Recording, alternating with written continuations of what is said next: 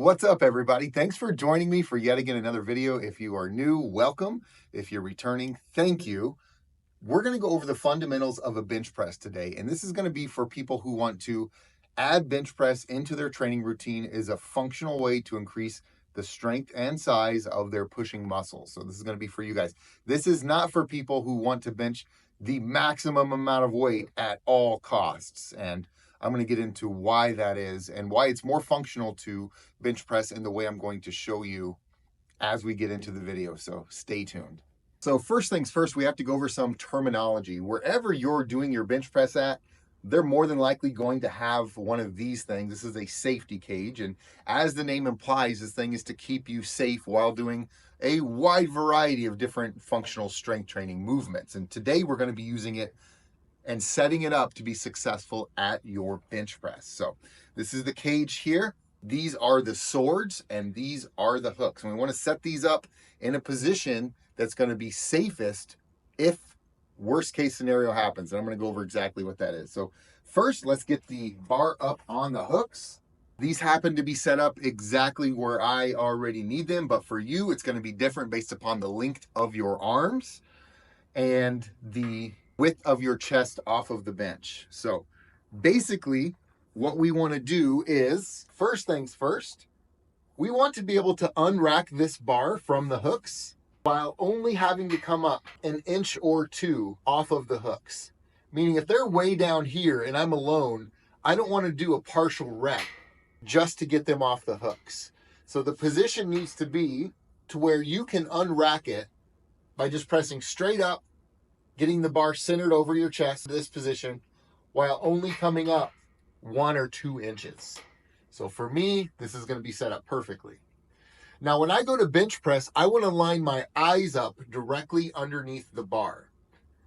And the reason for that is pretty simple. People who are new to bench press usually line up way back here with their head on the edge of the bench. And then when they go to press this thing,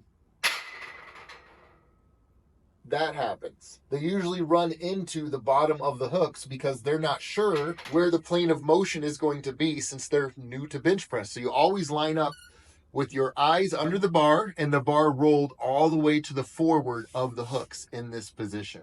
Now, the second thing to worry about is the swords. When I bring this bar down to my chest, I want it to be able to touch my chest without touching the swords. But worst case scenario, I don't have a spotter or my spotter doesn't know what the hell they're doing. If I go to press this thing up and I realize I just can't get it, it should be able to hover above my neck in this position just fine. And then I can squirm out from underneath the thing, take the weights off, put the bar back on the hooks, and that's worst case scenario. And that's what we want. When it comes to bench pressing, we absolutely want to be able to do this safe. And next, we're going to talk about hand positioning. Now, for whatever reason in the past, the hand position has been highly contested.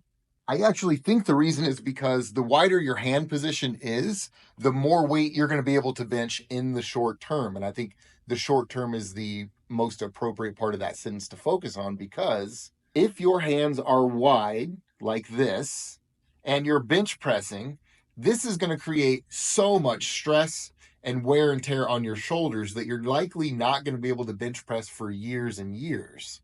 Instead, what's going to happen is as you get to the bottom of your bench and the weight is too heavy for you in the beginning, you're going to have this rotational force as you're going up and down. And that rotational force on your shoulders is going to use your rotator joints, which are relatively small, to push a lot of weight, and it's going to harm the rotators, thereby not letting you bench long enough to actually get your bench up there to where you think it should or where you want it to be.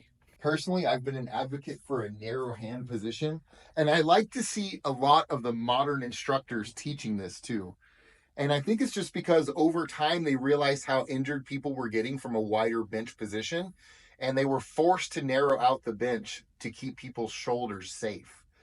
I grab, and by the way, the knurl here is going to be the same width on most all bench bars. I grab about an inch off the knurl. So with my hand right here, I leave about an inch of knurl before the bar becomes smooth. And that's where I grab. That is fists above my shoulders in this position. Elbows go down into the ribs at the bottom. Bar touches the chest. From there, I push straight up. Now, elbows into the ribs is going to be huge, because as you lower your elbows into your ribs as you go down and point your elbows towards your knees, you're going to use more of your big muscle groups and way less of your small muscle groups, meaning this is going to be more chest, tricep, and anterior delt and less rotator. And that's what we want when we're bench pressing. So now we're going to talk about leg drive and breathing, and then we're going to do a summary, and then I'm going to work my way up to 300 pounds, and we'll see how many reps I can get out with my narrow bench press today. So first things first, before you are even starting your bench press, you want to pull your shoulders off the bench like this, and then press your shoulder blades together.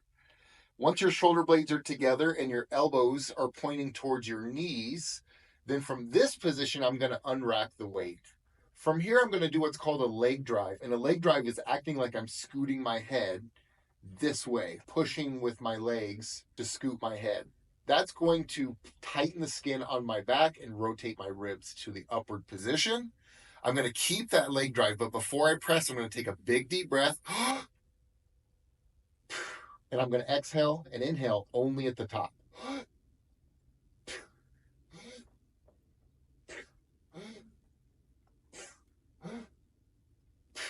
Now, that's more of a powerlifting style. If you're doing this for hypertrophy, you don't necessarily have to take that breath every time at the top. You can do several reps without breathing, or add your breathing in however you want to. Hypertrophy style would look more like this. Whereas powerlifting would look like this.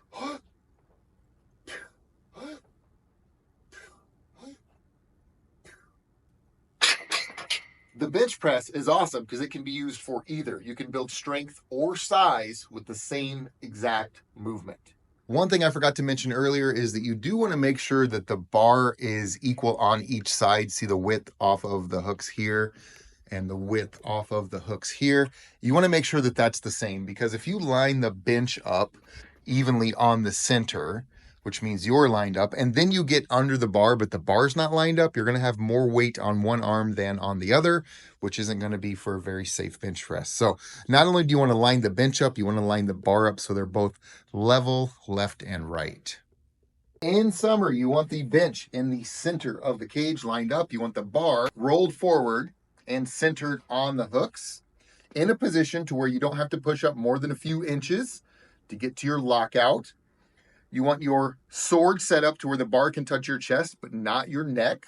When lining up, you're going to line up with your eyes directly below the bar. You're going to grab in your narrow position, which is palms directly above the shoulders. Always wrap the thumb for safety around the bar. You're going to pull your shoulders off the bench, push them together, elbows towards the knees, push yourself back down to the bench, unrack, leg drive, deep breath, and push. Now, one of the more important things is that we always push to this lockout position. If we don't push to lockout and we try to seek the hooks, pushing up this way, if worst case scenario happens and you fail, this is going to come right down on your face, and that voids the entire point of having a safety cage. The safety cage only works if you use it appropriately. You can be pushing up towards the hooks because you're scared and you're not sure you're going to make it. And this thing can come down right on the middle of your face. So what we always want to do is push up to lockout. Now my wrists are on top of my elbows, are on top of my shoulders, and I'm stacked. I have strength here, and all I have to do is push this back and rack it. Versus getting scared and pushing up towards the hooks and then increasing the probability of this thing coming down and just blasting my face. Don't do that. Push up to lockout. Don't seek the hooks. Last thing before I actually start bench pressing is going to be this. What you want to do if you cannot make this up is you roll it from your chest to your neck. So I just went over how to not press it up towards the hooks. So if you fail in this position, you bring it back down to your chest, let it roll. It's going to naturally roll into this position to where you're now safe and you can get out from underneath the bar. Now we're going to do some bench pressing you always want to make sure you use your collars whenever you train. And the collars are what keep the weights on the bar. And it's important because you have a high likelihood of having some sort of bilateral weakness, meaning one of your arms is going to be stronger than the other, and one of your pecs is going to be stronger than the other. And that side in the beginning of learning your bench press is going to go up faster than the other side. And when that happens, the weight will just slide right off of the bar and maybe hurt somebody. But even if it doesn't hurt somebody and it slides off the bar, one side's going to shoot up and the other side's going to shoot down. It's going to increase your risk for injury as that one arm shoots up from the weight sliding off the end of the bar. So let's do a couple of these here. Remember your setup. And 1, 2, 3, 4, 5. That's good. And let's put some more weight on. Started with 135. Let's go up to 225. And then I think it's important to say, for those of you who are watching me out there, I've been doing this for probably longer than a lot of you have been alive. And that's not to brag. What that is to say is that I've been doing this for a long time, and it does take a while to work yourself up to the kind of weight that I do. Now, that being said, also, I don't regularly bench press. I, at maximum, bench press for about 12 weeks out of every year just to maintain strength. I'm not really trying to gain any strength on the bench press. I'm already at a level that scares the shit out of me if I were to go to my maximum regularly.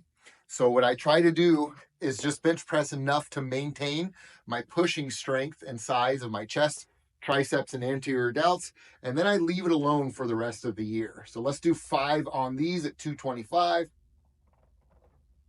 1, 2, 3, 4, 5. Good. Now we're going to go up to 300 pounds. So I have 2 45s on each side, and the bar is 45 pounds. So now I'm going to add a 35 and a 2.5 to each side, and that's going to make it an even 300s. I don't know how much these collars weigh, but I don't really pay attention to the weight of the collars necessarily. 300 pounds is the benchmark, if you will, of bench pressing. And you got to keep in mind that you can look up freaks on YouTube all day long who bench press 500 plus pounds, but you got to know this. Statistically speaking, only 50,000 people worldwide can bench 300 pounds for one repetition. And you shouldn't compare yourself to those people.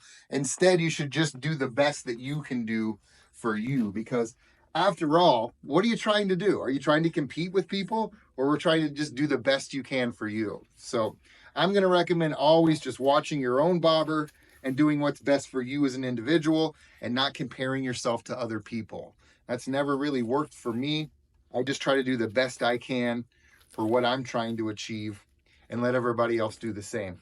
Also, I'm not trying to get insane. There is no point of me maxing out my bench press and focusing on having the highest amount of bench over everything else. It is the least functional movement athletically of the powerlifting movements. So yes, I care about it, but not enough to make it my end all be all. I would rather squat more. That's more functional than bench pressing as my primary focus. Let's see how many times I can get this bad boy up today.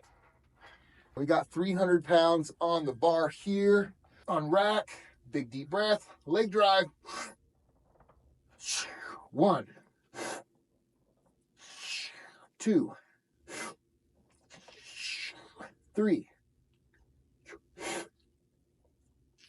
4, 5. Can we do 6? 6. Can we do 7? One more is going to be sketchy. Let's try it. 8.